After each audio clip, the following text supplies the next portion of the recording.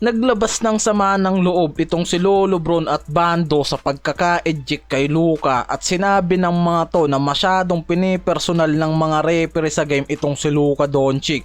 Una pa lang kasi sa third quarter nakuha na nitong si Luka yung first technical foul niya at sinabi ni Vanderbilt na sinabi mismo nitong referee na kakausapin niya kahit sinong player ng Lakers maliban lang dito kay Luka, na parang lumalabas talagang may personal na galit yung referee na to kay Luka.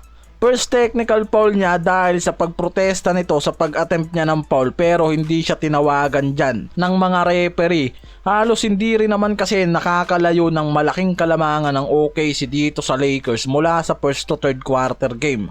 Nakuha pa nga ng Lakers dyan ang 6 na puntos na kalamangan sa pagtatapos ng third quarter game. And after ng third quarter, pumasok yung fourth quarter game at dyan mismo na-eject itong si Luka at nakapagtala agad yung OKC ng 29-12 run, na dahilan kung bakit nag-collapse ang Lakers mula sa pagkaka-eject nitong si Luka. Diyan din napansin yung malaking impact ni Luka dahil sa pagkawala niya nag-collapse yung buong opensa nitong Lakers at puro turnover pa yung inabot ng mga to. Dahil sa ejection na yan, mas lumobo pa yung kalamangan ng OKC na mismong naging dahilan ng pagkakasecure ng mga to sa rematch game na yan na nangyari.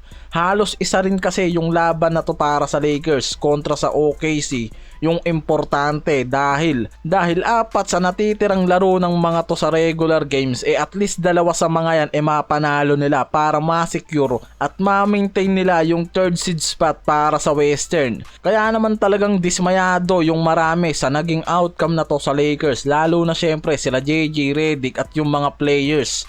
At yung mismong nakitang dahilan ng mga to yung naging ejection ni Luka sa game dahil sa second technical foul na hinatol agad tong ineject ng referee. Nasa crucial game na rin kasi yung mga yan pagpasok ng fourth quarter at hawak sana ng Lakers yung momentum na yan na pinutol ng referee na to dahil sa maling akala.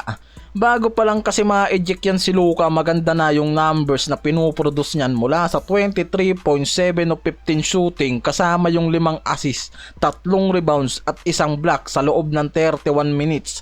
Pero pinutol yan mismo dahil sa technical na na-commit nito after nasagutin yung crowd na akala mismo ng referee siya yung sinasabihan ni Luka. Ang sinasabi kasi yan yung sinabi nitong si Luka na direct dapat sa OKC fans, pero itong referee na si JTOR yung nasa front ni Luka na parang sa kanya mismo tumama yung sinabi nitong si Luka na dapat didirekta yon para dito sa fans ng OKC. Sinabi ni LBJ na masyadong araw pinipersonal ng mga referee lalo na nitong si JTOR ang laban ng Lakers at OKC. Yan din kasi mismo yung pagkaka-eject kay Luka sa game yung nagbigay ng matinding opinion para kay LBJ. Dagdag pa nitong si LBJ na nag-ibang araw talaga yung laro nila since nang mawala itong si Luka. Yan yung napansin niya na nag-collapse talaga yung opensa at depensa nila. At galing mismo kay LBJ yung salitang masyadong pinipersonal ng mga referee itong si Luka. Sinabi rin ni Vanderbilt dyan sa unang technical pa lang na nakuha ni Luka, sinabi na agad nitong referee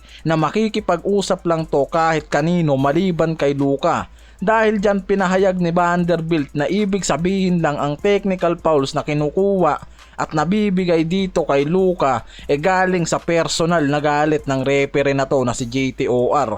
Yung unang technical kasi considerable naman talaga na technical, pero yung pangalawang technical na binigay niya matapos ang insidente kung saan si Doncic yung nakipagpalitan ng salita sa isang courtside fan, iniisip ng referee na to na siya yung tinutukoy ni Luka. Kaya naman talagang inabot ng kritisismo yung referee na to na si JTOR sa naging opinion nila LBJ at sinabi nitong si Luka naman na hindi na lang siya magsasalita sa nangyaring laban na yan.